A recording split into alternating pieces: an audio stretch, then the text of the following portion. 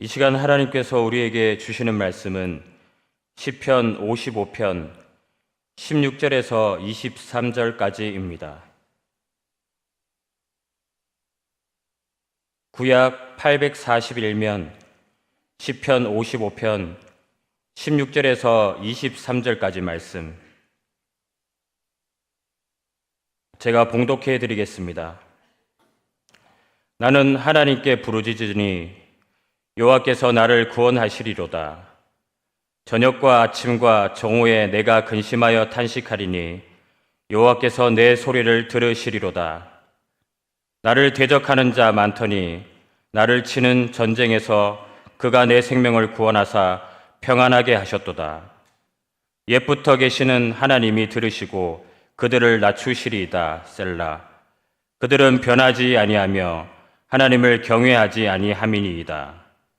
그는 손을 들어 자기와 화목한 자를 치고 그의 언약을 배반하였도다. 그의 입은 우유 기름보다 미끄러우나 그의 마음은 전쟁이요 그의 말은 기름보다 유하나 실상은 뽑힌 칼이로다.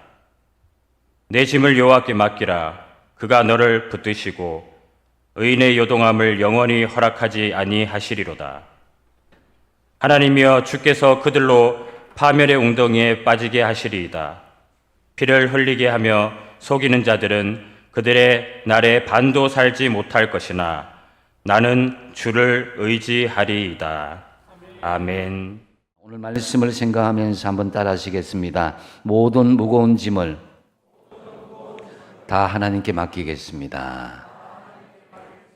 아멘. 코로나 이후에 참 우리는 더 극심한 경제난과 경쟁 속에 살아가고 있는 것 같습니다. 곳곳마다 누적된 정신적인 피로감과 스트레스가 삶을 짓누르고 있는 것을 볼 수가 있습니다. 경쟁 시대에 살아남기 위해서 또 더 얻기 위해서 더 높아지기 위해서 정말 치열한 싸움과 경쟁을 이어가고 있습니다. 그러다 보니까 이것이 너무 큰 부담이 되고 압박이 되어서 사람이 이상하게 되고 정신적으로 혹은 성격적인 장애로 이어지는 것을 볼 수가 있습니다. 이러한 장애가 지속됨에 따라 우울증에 빠지기도 하고 초조해지고 아무도 만나지 않으려고 하고 스스로 깊은 절망에 빠져들기도 합니다. 때로는 이 스트레스가 다른 사람과 사회에 대해서 공격적인 태도를 보이기도 하는데요. 큰 목적이나 이유도 없이 반항적이고 폭력적인 자세로 조금만 건드려도 터지는 고무풍선처럼 되어서 건드리기만 해봐라 하는 그런 마음으로 이 폭발 직전에 있는 사람들도 볼 수가 있습니다. 이제 이런 현상들이 일부분에서 이제 보편적인 현상으로 바로 지금 우리의 현실 가운데에 접어들고 있는 것이 문제인 것입니다. 우리의 가족과 친지와 아는 사람 중에 이런 사람 한두 사람들이 꼭 있더라는 것이죠. 한 번밖에 살지 못하는 우리 인생길, 사실 초행길인데요. 이러한 인생길을 내 것이라고 생각하게 되면은 이러한 일들, 내 자신에 대한 압박과 스트레스는 더 심해지게 될 수밖에 없습니다. 직접 가보고 검증한 후에 가는 게 사실은 참 좋은 것이죠. 하지만 우리는 우리 인생길, 누구도 이 길이라고 장담해서 갈 수 있는 길은 없습니다. 우리 인생길을 미리 아시고 내다보시는 분은 오직 하나님 한 분밖에 없습니다. 저와 여러분, 지금 어떤 길을 걸어가시고 있습니까? 내가 생각하는 좋은 길, 지름길을 걸어간다고 생각할 수도 있겠죠. 죄송하지만 그 길을 무조건 좋은 길이다, 우리가 원하는 지름길이라고 생각해서는 안 될 것입니다. 결코 보장되지 않습니다. 후회 없는 인생의 길을 살고 싶다면은 우리의 모든 인생길에 무거운 짐을 하나님께 맡기며 살아가야 하나님께서 우리의 길을 책임지시고 인도해 주실 것입니다. 잠언서 14장 12절 말씀에 어떤 길은 사람이 보기에 바르나 좋아 보이고 지름길 같이 보이지만은 필경은 사망의 길일 수도 있다라는 거죠. 자기의 죽음의 길로 가는 줄도 모르고 그 길이 좋은 줄로 알고 간다라는 말씀이죠. 중세 기독교의 가장 위대한 신학자이며 성자로 불렸던 성 어거스틴, 어느 날 낯선 곳으로 설교의 청빙을 받게 되었습니다. 그 길을 알지 못하기 때문에 그 길을 잘 아는 이 가이드 한 사람의 안내를 받고 그 설교지로 이동하게 되었습니다. 그런데 그 시간이 다 촉박해져 가는데 가이드가 인도하는 곳은 전혀 엉뚱한 곳을 인도함을 받게 된 것입니다. 어거스틴은 낭패스러운 마음에 그날 설교도 하지 못하고 집으로 돌아갈 수밖에 없었습니다. 참 안타까운 일이죠. 우리도 이러한 일들이 있을 수가 있습니다. 내게 계획하고 내가 준비했는데 그 뜻을 이루지 못한 것도 있을 수가 있죠. 그런데 어거스틴이 나중에 후일에 알고 보니까 그가 목적지로 향해서 그대로 행했더라면은 죽임을 당할 뻔했던 그런 소식을 듣게 된 것이죠. 어거스틴을 반대하는 사람들이 마침 어거스틴이 그 길로 지나간다는 소식을 알고는 숲속 길목에 숨어서 몽둥이와 칼을 들고 사람들이 있었다라는 거죠. 이처럼 여러분, 하나님께서는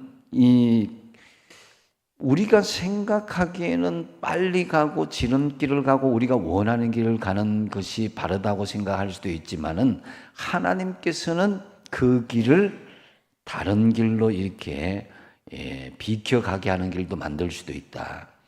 그래서 이 가이드의 머리를 어지럽게 해서 하나님께서는 그 길을 못 가게 하신 것이다라고 할 수 있는데요. 하나님께서는 이처럼 우리가 알지 못하는 위험을 아시고 우리의 길을 보호해 주시고 때때로는 빨리 갔으면 좋겠는데 먼 길로 자꾸 둘러가는 거예요. 빨리 목적지를 이루고 목적을 성취해야 되는데 그 길을 가지 못하고 성취하지 못한 일들이 우리에게도 있더라라는 것입니다.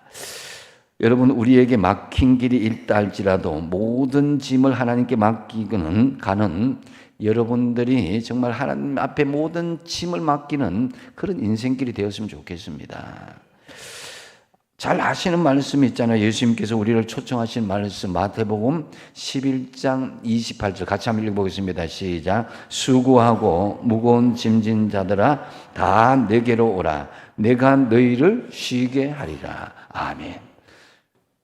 주님은 단순히 내게로 오라, 내가 너희를 쉬게 하리라, 이것은 인생의 쉼, 육신의 쉼뿐만 아니라 영과 육과 혼의 모든 쉼을 의미하고 있는 것입니다.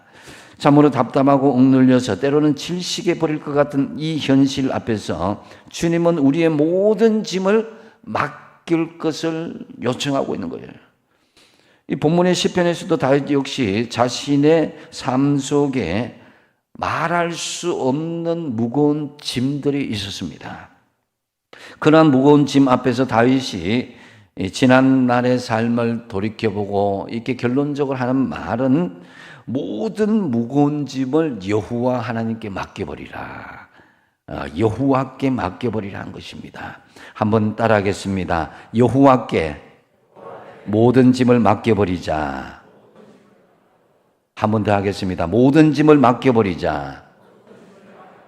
할렐루야. 그렇다면 우리의 모든 짐을 하나님께 맡기고 사는 삶은 어떤 삶이겠느냐? 오늘 본문 말씀에 보면 먼저 하나님께 부르짖는 삶이 하나님 앞에 모든 짐을 맡기고 사는 삶이라는 것을 알 수가 있습니다. 그것이 16절 말씀인데요. 나는 하나님께 부르짖으리니 여호와께서 나를 구원하시리로다 그랬습니다. 다윗은 하나님께 부르짖으면 구원하여 주실 것임을 당당하게 선포하고 있는 것을 볼 수가 있습니다. 다윗은 삶 속에 많은 부담감과 짐을 가지고 있었습니다. 아들의 배반도 있었고 아들 자녀들끼리 서로 죽이고 살인하는 그런 일들도 있었고, 충성스러운 신하의 배반도 있었고, 끊임없는 주변의 원수들이 일어나서 다윗을 핍박하고 다윗을 죽이려고 하는 그런 매일매일의 삶들이, 무거운 짐들이 연속이었습니다. 도무지 감당할 수 없는 그런 어려움들을 겪었지만, 하지만 다윗은 짐이 무겁고 힘들수록 하나님 앞에 더욱더 간절히 부르짖고 기도하는 것을 볼 수가 있습니다. 앞서 앞에 1절과 2절 상반절에 보면은 하나님이여 내 기도에 귀를 기울이시고 내가 간구할 때 숨지 마소서 내게 굽히사 응답하소서 그랬습니다. 다윗은 자신의 기도에 하나님 귀를 기울여 주십시오. 내가 간구하오니 숨지 말아 주십시오. 나를 굽어보시고 응답하여 주십시오. 라고 하면서 같은 내용을 3번씩이나 반복하면서 하나님 앞에 간절히 간구하고 기도하는 것을 볼 수가 있습니다. 다윗의 기도는 매우 간절하고 진지하고 비장함까지 느껴지는 부분입니다. 다윗은 만약 하나님께서 자기의 기도를 들어주시지 않는다면 하나님 제 인생 끝장입니다. 반드시 귀를 기울여 들어주시고 응답해 주셔야만 됩니다. 라고 간청하는 것을 볼 수가 있습니다. 여러분, 삶의 모든 짐을 하나님께 맡기고 싶다면 가장 먼저 해야 될 일은 하나님 앞에 부르짖고 기도하는 것입니다. 이 방법 저 방법 다 해보고 난 뒤에 기도하는 것이 아니라 가장 최우선적으로 우리의 무거운 짐을 해결하는 방법은 기도의 모든 것을 거는 것입니다. 이것을 우리가 하지 않을 때 하나님께서 강권적으로 우리에게 부르짖고 기도하게 만든다는 거죠. 신대원 동기 목사님, 친한 친구 목사님의 사모님이 말기암으로 절망적인 상황에 있었습니다. 저희 집사람을 통해서 이제 카톡방에 사모들끼리 이제 하는 그런 카톡 내용들 보면은 이제 거의 죽음을 기다리는 그런 내용들만 가득 찼습니다. 처음에 대장암으로 왔다가 그 대장암이 온몸으로 퍼졌는데 퍼진 그 암들마저도 거기에 돌이킬 수 없는 상황이 되었다는 거죠. 나중에 이 목사님을 제가 한번 초대했으면 좋겠어요. 근데 어쨌든 간에 지난주에 이 절망적인 상황 가운데 이제 좀 지났죠. 한 1년 반쯤 이런 문자가 왔습니다. 그대로 제가 읽어드리겠습니다. 장이 마비가 되고 전이 된 알미 요관을 누르니 양쪽 신장이 부어 시급하게 요관 시술을 해야 한다는 절망적인 순간들에 나는 주님께 매달릴 수밖에 없었다. 다시는 하고 싶지 않은 요관 시술을 주치의는 6주 후에 찍는 CT 결과를 보고 다시 한번 결정하자고 했을 때 나는 내게 주어진 그 시간이 얼마나 큰 위로와 희망이 되었는지 모른다. 드디어 오늘날 난 CT를 확인한 비뇨기과 주치의 입에서 귀신같이 사라졌네요 라는 말을 들었다. 그리고 이제 비뇨기과는 예약하지 않아도 된다고 하였다. 무엇이든지 기도하고 구하는 것은 받은 줄로 믿어라. 그리하면 너희에게 그대로 되리라. 아멘. 마가복음 11장 24절 이렇게 보내왔습니다. 여러분, 우리 인생 가운데에 우리가 원하는 길, 우리가 가는 지름길이 아닌 전혀 다른 길로 하나님께서 모시는 경우가 있습니다. 이럴 때에 우리가 가장 먼저 해야 될 것은 하나님의 사인이라고 생각하고 하나님 앞에 간절히 기도하고 부르짖는 것입니다. 오늘 17절 말씀에 다윗은 이렇게 고백합니다. 저녁과 아침과 정오에 내가 근심하여 탄식하리니 여호와께서 내 소리를 들으시리로다. 하나님 앞에 정기적으로 근심하여 탄식한 것은 그냥 기도한다는 소리가 아니죠. 온몸을 짜내어서 하나님 앞에 간절히 기도한다는 말씀입니다. 하나님께서 우리의 부르짖는 기도를 들으십니다. 어떤 방법보다 먼저 하나님께 부르짖고 기도하시기 바랍니다. 아모스 5장 4절 하반절에 너희는 나를 찾으라 그리하면 살리라. 해답은 여기에 있습니다. 하나님을 찾아야 되는 거예요. 노아의 방주 구조를 보시면은 그 방주에는 들어갈 때 문이 있는데 문이 한번 닫히고 나면 안에서는 문을 열 수가 없습니다. 그리고 그 창문들은 옆에 창문들이 하나도 없고 오직 하늘 위에 창문 하나만 달랑이 있습니다. 이걸 영적인 의미로 바라보면은 세상을 향한 시선을 막고 오직 위에 계신 하나님을 향한 그 시선만 집중하라는 의미가 아니겠습니까? 마태복음 7장 11절 말씀 같이 한번 읽어보겠습니다. 시작. 너희가 악한 자라도 좋은 것으로 자식에게 줄 줄 알거든 하물며 하늘에 계신 너희 아버지께서 구하는 자에게 좋은 것으로 주시지 않겠느냐. 아멘. 하나님께서는 우리의 기도를 들으실 준비가 되어 있습니다. 악한 사람도 자식에게 좋은 것을 주는데 하나님의 자녀된 우리가 구하면 어찌 하나님이 원하신 것을 주시지 않겠냐 이겁니다.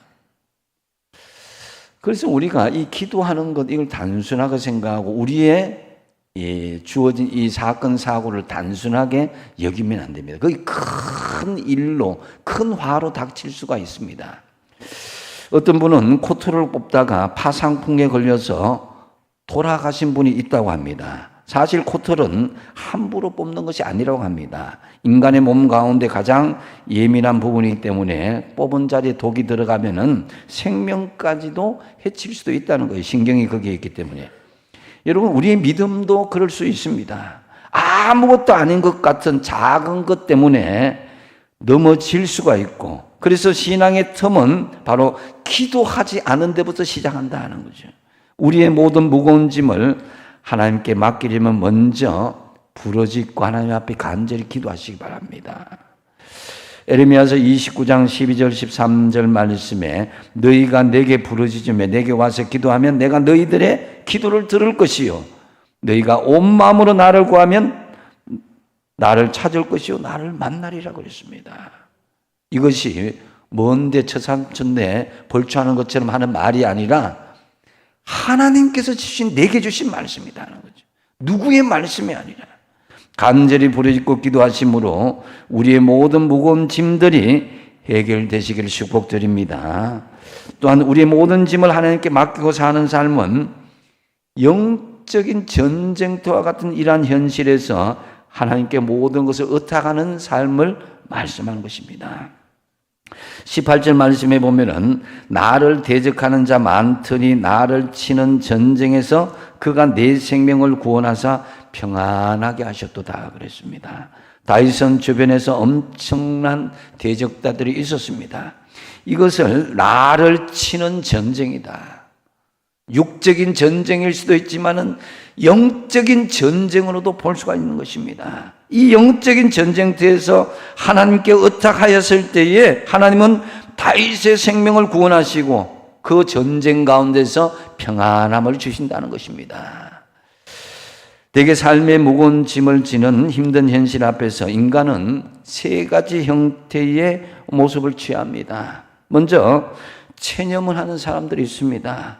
이 유형은 역경을 만나면 그대로 주저앉아서 늘 소극적이고 비생산적이고 대체적으로 인생을 비관하며 원망하며 살아가는 것입니다. 한이 맺힌 그런 인생을 살아가는 거죠. 또 두 번째 보면은 역경을 피해가는 도피형이 있습니다. 일단 위기만 벗어나고 보자. 시간이 해결된다. 이런 식으로 이렇게 하지만 시련은 피할 수 있는지 몰라도 시련에 대한 내성, 다음번에 똑같은 시련을 이겨낼 수가 없고 하나님에 대한 그런 상급도 보장받을 수 없는 인생입니다. 또 셋째는 역경을 당당하게 맞서는 돌파형이 있습니다. 이들의 생각은 창조적이고 진취적인 것입니다. 독수리가 강력한 날개를 소유하는 데는 이유가 있다고 그러죠. 독수리는 새끼를 강하게 키우려고 둥지의 일부로 딱딱한 돌과 가시를 깔아놓는다고 합니다. 바로 믿음의 성도들이 가져야 될 자세입니다. 영적 전쟁에 군사된 우리들은 체념하거나 도망해서는 안 됩니다. 반드시 하나님께 주신 삶의 현실들을 믿음으로 돌파할 수 있는 용기와 담대함을 가지고 나갈 수 있어야 되는 거죠. 그래서 하나님께 우리의 인생을 의탁하라는 것입니다. 광야에서 이스라엘 백성들은요, 이 1세대 광야 세대들은 체념형이나 도피형이었습니다. 그러다 보니까 광야 40년 동안 여호수아와 갈렙 외에는 다 죽고 말았습니다. 그러나 출애굽 2세대는 돌파형의 소유낭을 소유했기 때문에 가나안에 입성할 수 있었습니다. 그래서 돌파형은 하나님께 의탁하는 삶을 이야기하는 거예요. 자기의 주장이나 생각이나 의도가 아니라 하나님을 전적으로 신뢰하시고 하나님께 모든 것을 의탁하는 여러분의 인생이 되시기 바랍니다. 19절 말씀, 예부터 계시는 하나님이 들으시고 그들을 낮추시리이다. 그들은 변하지 아니하며 하나님을 경외하지 아니함이니이다 그랬습니다. 하나님께서는 영적인 대적자들의 교만을 낮추시고 분명히 굴복시킬 것입니다. 억울하고 분한 환경들, 내가 분해할 것보다는 하나님께 의탁하면 하나님이 알아서 그 모든 것을 다 정리해 주시는 거예요. 20절 말씀에 그는 손을 들어 자기와 화목한 자를 치고 그의 언약을 배반하였도다. 악한 사탄들, 악한 세력들은 화목한 그런 공동체를 깨뜨리고 하나님과의 약속을 배반하도록 합니다. 공동체의 화목을 깨뜨리고 하나님의 말씀에서 돌아서는 것을 막으려면 다른 거 없습니다. 하나님께 온전히 의탁하는 것입니다.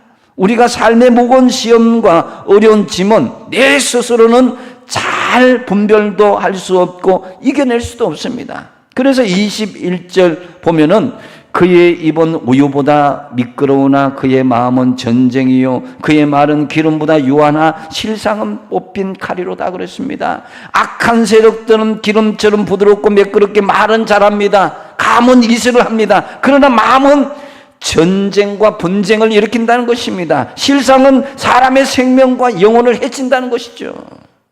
그래서 주님은 경고합니다. 에베소서 6장 12절 말씀 같이 한번 읽어보겠습니다. 시작. 우리의 실험은 혈과 육을 상대하는 것이 아니요 통치자들과 권세들과 이 어둠의 세상 주관자들과 하늘에 있는 악한 영들을 상대함이라. 아멘. 여러분, 단순히 나쁜 사람 그 사람이 아니라 실상은 악한 영들, 사탄 마귀를 상대하는 것입니다. 믿음의 성도들은 그런 의식을 가져야 되는데요. 영적인 전쟁의 중심에 서 있다는 거예요. 하지만 두려워할 필요는 없는 것이, 여러분, 골리앗은 장수였지만요 소리만 질렀어요. 다윗에게 피해를 끼치지 못했습니다. 이것은 마귀와 닮았습니다. 사람들에게 겁을 주고 두려움을 줍니다. 많이 짖는 개, 힘이 있어서가 아니라 두려워서 짖는다고 하잖아요. 그죠? 영적인 전쟁에서 수비만 해서는 승리할 수 없습니다. 다윗은 가지고 있던 물맷돌을 가지고 먼저 공격하였기에 이길 수 있었는데요. 이 영적인 치열한 전쟁터에서 우리가 어떻게 무거운 짐을 이겨낼 수 있겠습니까? 하나님 앞에 무조건 여러분 모든 짐을 의탁하시고, 의탁하신 가운데 여러분 말씀으로 무장하시고 이겨내십시오. 로마서 8장 37절에 그러나 이 모든 일에 우리를 사랑하시는 이로 말미암아 어떻게 된다고요? 우리가 넉넉히 이기느니라. 하나님이 우리를 사랑하시기 때문에 우리가 넉넉히 이긴다는 것입니다. 어떤 영적인 싸움의 현장이든지 우리를 사랑하시는 하나님께 모든 것을 의탁하심으로 위축되지 마시고 당당하게 맞서 싸우십시오. 영적 싸움의 주관자, 싸움의 주인은 하나님이십니다. 다윗이 골리앗과 싸울 때에 사울이 준 갑옷과 칼과 도구 방패를 의지하지 않았습니다. 오직 만군의 여호와의 이름만 부르고 그 이름을 의탁하고 나갔습니다. 또한 다윗은 전쟁 때마다 승리하며 이스라엘에서 가장 넓은 영토를 차지하게 되었는데, 다윗이 이처럼 승리하게 된 원인이 무엇입니까? 시편 20편 7절 말씀에 이렇게 이야기합니다. 어떤 사람은 병거, 어떤 사람은 말을 의지하나 우리는 여호와 우리 하나님의 이름을 자랑하리로다 그랬습니다. 병거와 말이 무엇입니까? 세상의 힘과 권력과 명예와 권세를 이야기하는 것입니다. 그것이 아니라 하나님의 이름을 붙들고 나가는 것입니다. 여기서 이름을 자랑한다는 것은 확신하다, 신뢰하다, 의탁하다는 의미를 있습니다. 영적인 전쟁에서 승리하면 이처럼 세상적인 힘을 의지하지 말고 하나님의 능력만을 의지하시고 의탁하시기 바랍니다. 우리는 약하지만 주님은 강하십니다. 우리 인생은 운명이나 팔자가 아닙니다. 우리를 연약하게 하고 우리를 넘어지게 하고 우리를 뒤로 물러나게 하는, 우리를 은혜의 자리에서 멀어지게 하는 악한 그 사탄의 역사를 물리쳐야 됩니다. 어렵다고 한탄하고 주저앉아 있으면 사단이 가장 기뻐하고 그 틈새를 끼어드는 거예요. 우리의 모든 무거운 짐을 하나님께 온전히 의탁하심으로 다 이겨내시기 바랍니다. 또한 우리의 모든 무거운 짐을 하나님께 맡기는 삶은 하나님 앞에 완전히 붙잡혀서 흔들리지 않는 삶을 이야기하는 거예요. 22절 말씀, 유명한 말씀이죠. 같이 한번 읽어보겠습니다. 시작. 내 짐을 여호와께 맡기라. 그가 너를 붙드시고 의인의 요동함을 영원히 허락하지 아니하시리로다. 아멘. 하나님은 한순간도 다윗의 곁을 떠나지 않고 다윗을 붙들어 주십니다. 여기에 붙드시고라는 말은 공개하다라는 말의 의미와 동일합니다. 이는 단순히 붙잡아 주는 정도가 아니라 다윗의 모든 의식주까지 다 전적으로 책임져 준다는 것입니다. 이사야는 이 사실을 너무나 분명하게 이사야서 43장 1절을 통해서 말씀합니다. 야곱아, 이스라엘아, 너를 창조하신 여호와께서 말씀하시느니라. 이스라엘아, 너를 지으신 이가 말씀하시느니라. 역시 뒤에서부터 같이 읽겠습니다. 시작. 너는 두려워하지 말라. 내가 너를 구속하였고 내가 너를 지명하여 불렀나니 너는 내 것이라. 아멘. 여러분이 누구의 소유입니까? 하나님의 소유입니다. 하나님의 자연입니다. 하나님께서 우리를 보호해 주시는 거예요. 하나님의 의로운 오른손이 우리를 꽉 붙잡고 있는 것입니다. 그러므로 우리는 결코 흔들릴 수가 없는 것입니다. 인간은 연약하여서 물론 상황에서 순간순간마다 넘어지고 실수하고 그럴 수 있습니다. 그러나 하나님 믿는 사람은 오뚜기처럼 다시 일어나야 되는 거예요.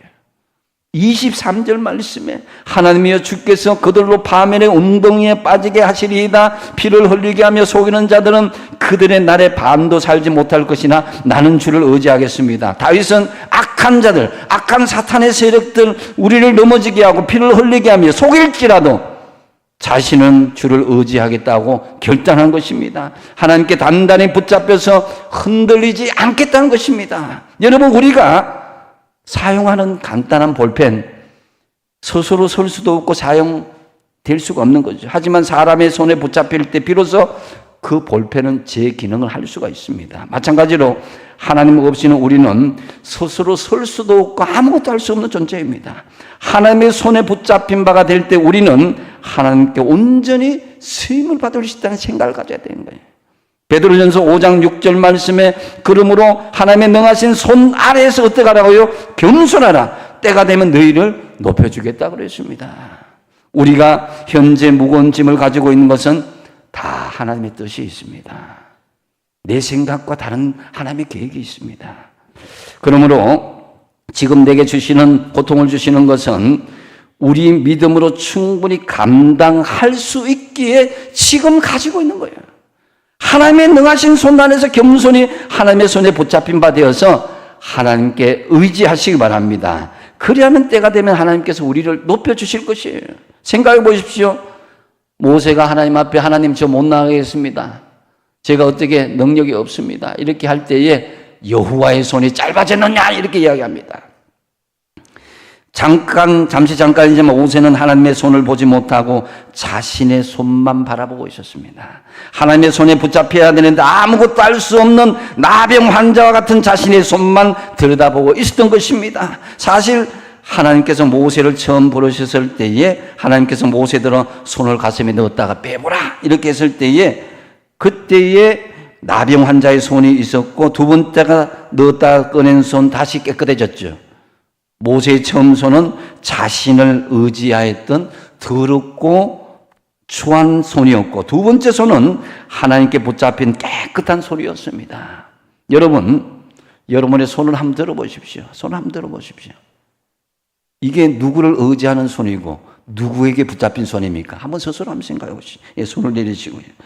여러분, 하나님께 붙잡힌 손이 아니라 나병 환자의 손과 같은 더럽고 추한 내 손만 들어보고 있으면은 매사에 부정적일 수밖에 없습니다. 그래서 고작 한다는 말이 나는 할 수가 없다. 이 손은 재수가 없다. 이 손은 하는 일마다 되는 일이 없다. 이런 생각들 뿐인데요. 그렇기 때문에 계속 그 인생은 피폐해질 뿐입니다. 이제 우리의 나약하고 추한 손은 이제 내려놓고 하나님께 손을 붙잡힌 바 되시기 바랍니다. 그러면 흔들리지 않는다는 거예요. 하나님의 손은 결코 짧지가 않습니다. 내가 손을 내면 금방 잡아주실 만한 곳에 있습니다. 왜 어린 아이들이 미아가 발생하는 것입니까? 부모의 손에 꽉 잡히고 따라가야 되는데 자기 혼자서도 갈 수 있다고 손을 펼쳐버리고 부모 손을 놓아버리기 때문에 결국 미아가 되는 것입니다. 마찬가지로 신앙생활 하시는 분들 가운데서도 영적 미아가 얼마나 많은지 모릅니다. 하나님의 손에 붙잡히면 되지 않고 자기 손 가지고 뭘 해보겠다고 까불다가 하나님의 손을 놓쳐버리고 방황하는 인생들이 많습니다. 그렇기 때문에 여러분 이제부터 하나님 손에 꽉 붙잡힌 바가 되어서 흔들리지 않고 모든 무거운 짐을 하나님께 다 맡기고 살아가시기 바랍니다. 말씀을 맺습니다. 삶의 무거운 짐은 나 혼자만 가지고 있지 않습니다. 누구든지 삶의 무거운 짐을 다 가지고 있습니다. 이제 이 무거운 짐을 어떻게 해야 되겠습니까? 하나님께 맡기시기 바랍니다. 어떤 방법으로요? 첫 번째로 하나님께 부르짖고 간절히 기도하십시오. 두 번째 어떻게 해요? 영적 전쟁터와 같은 이 현실에서 우리의 모든 무거운 짐을 하나님 앞에 다 온전히 의탁하십시오. 맡겨버리십시오. 그리고 하나님께 붙잡혀서 흔들리지 않는 삶. 더 이상 여러분 하나님 앞에 붙잡히면 흔들리지 않게 되는 거예요. 내가 자꾸 내 마음대로 하려고 그러니까 흔들리는 거예요. 참으로 우리의 모든 무거운 짐들이 쉼과 가벼운 짐이 되어서 주님 주시는 진정한 쉼과 평화를 누리는 복된 인생들이 다 되시기 바랍니다.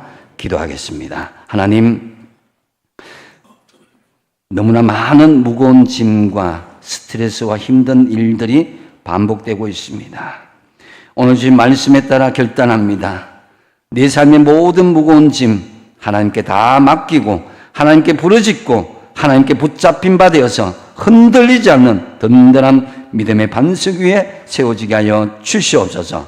예수님의 이름으로 기도하옵나이다. 아멘.